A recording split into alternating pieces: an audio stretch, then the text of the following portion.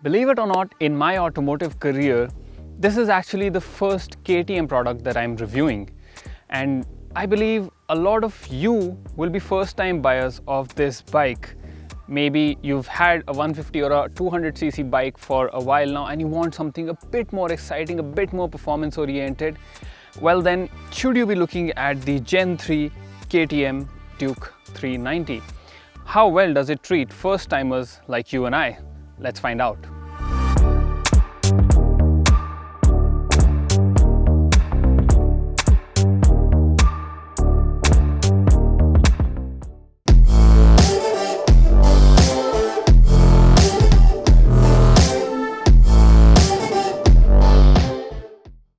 Let's start off with the most important change for a motorcycle like this, and that is the engine.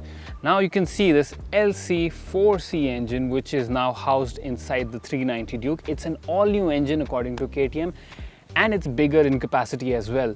So earlier you used to get a 373cc engine, but now you have a 399cc engine, and this is liquid cooled. Even the radiator is slightly bigger. The rear suspension has been offset to accommodate a slightly larger air box, and all of this has resulted in a little more power, a little more torque. So this one produces 45 horsepower and 39 Newton meters of peak torque, which is even more than the current RC390. In fact, if you are looking for the most powerful naked single cylinder motorcycle, then this is the one for you.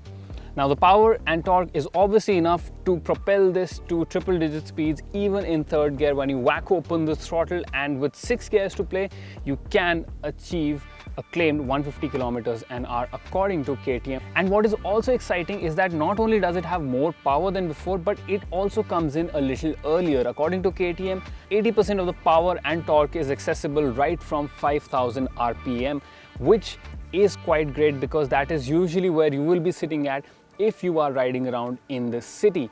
Now, if you're stuck in traffic, if you're stuck in very slow traffic, then you might be around 2 to 3000 RPM, and around that area, I noticed that even when you're a little below 2000 RPM and if you're in the right gear, you actually do not need to press the clutch lever to stop the bike from stalling. It has enough grunt to carry on, and the 6-speed gearbox also works very well with the engine. I had no problem shifting gears, and with the quick shifter you do not even have to bother with pressing the clutch lever, especially if you're out on a race track.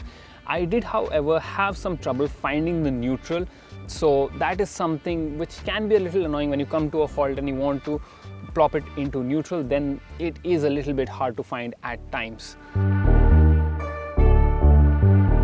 The new KTM 390 Duke might not be as vicious as the first generation model, but that is a good thing for people buying a KTM for the first time, because you do not feel like you are on the ragged edge at all times. There is always a safety net, and you are able to use all the power and torque very easily and in a safe manner.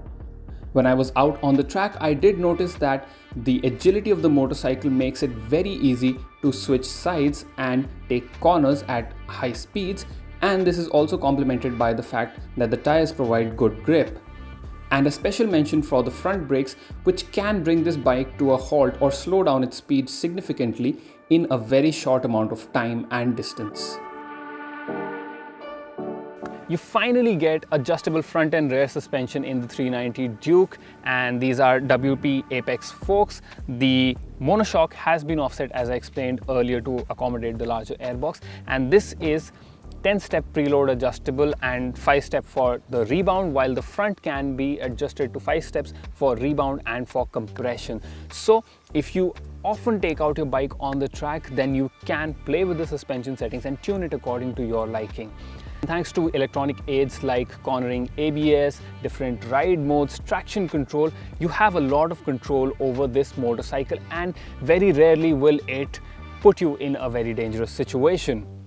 I did, however, find that the rain mode can limit the performance of this bike a little too much. It feels like it's holding your hand a bit too much, and it's best to just keep it in sport mode unless and until it's pouring down really badly. And now let's come to the design of this motorcycle, because KTM has changed a lot of things.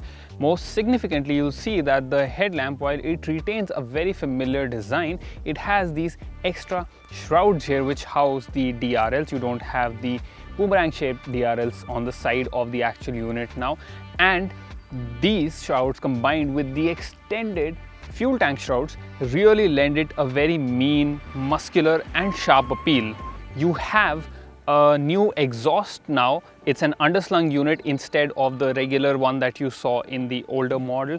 And if you come to the seating, you will see a split design, and the fuel tank has these plastics which I don't really like much. Even in the tail section you will see the plastic, which doesn't really look too great. Overall the fit and finish is very good, but it's just the plastic bits which I'm not too happy about, and that is something that could be improved in future iterations. And you can get the 390 Duke in two color options. One is the signature orange color and one is this blue accented one, and personally, if you ask me, then I do like this color much better than the orange one. Now there are three things which you will really appreciate about this motorcycle, especially if you're riding in the city.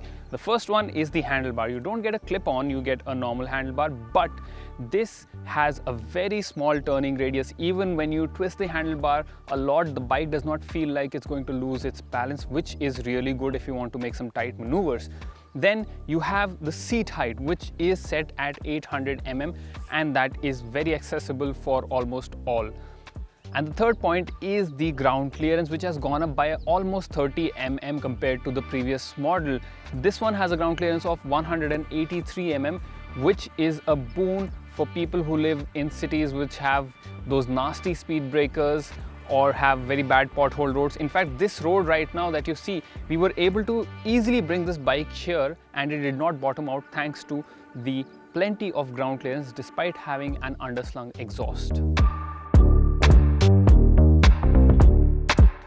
As for the riding position, you have a very neutral riding position in terms of you not leaning forward too much, so it does not put a lot of pressure on your arms. The foot pegs are a little bit rear set, and if you are about 6 feet tall, almost as tall as me, then you will notice that your legs are bent a little too much to reach the foot pegs properly. So that can be a little cumbersome for people of taller heights. For shorter people, this will not be too much of a problem. And one thing I did not like is the placement of the side stand. So the extension to pull out the side stand is just underneath the foot peg on this side of the motorcycle, which means that you have to do a little bit of gymnastics to access it and then open the side stand. Now this here is the all new 5-inch color TFT display found on the 390 Duke, the new one. Now this has a few switches on the left side of the handlebar which you can use to control the different features and change various settings. And if I go into the menu quickly, I can show you that you have all these different options that you can access through this instrument cluster, including the ride modes. So you can see you have 3 ride modes, including the rain mode, which will limit the power of this motorcycle and will also make the ABS and traction control a bit more active. And then you have the street and track mode. You can also switch off the ABS, the rear ABS, if you want, and similarly if you go to the traction control system, then you can also toggle it on or off. Then you have a launch control which you can only access in the track mode, and you can even switch on or off the quick shifter. And these are all the options that you see. I would say that the legibility of this screen is very good. I have not had any trouble so far. Even while riding under direct sunlight, it has been very bright and I was able to see all the information very easily. You have all the necessary indicators like your speed, rev counter, the gear position indicator, trip meter, top speed or average speed, battery level info and odometer, fuel level, time, and all those necessary indicators and information that you would want is visible on this display. Just when we thought we had seen everything in the 300 to 400 cc motorcycle segment, we had seen all the good deals, KTM goes and drops this. This is priced at 3.10 lakh ex showroom, which is about 13,000 rupees more than the predecessor. And considering all the changes that have been made, the more powerful engine, adjustable suspension, the more features that you get, I think all of this really justifies the price hike. And coming back to that first timer quality, this is a very usable motorcycle when you're in the city and when you are out on the highway, out on the track. This has all the tools, all the muscle that you require to conquer those kinds of tarmacs. If you want something that is super fun, has a lot of power, then this one is going to be very hard to look past, especially if you want something that is a naked motorcycle, not a faired motorcycle. Then this one is going to be a very attractive option for you and for first time buyers as well.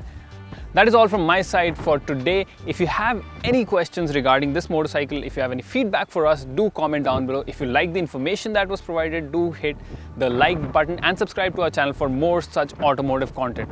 I will see you again in the next video. Bye bye.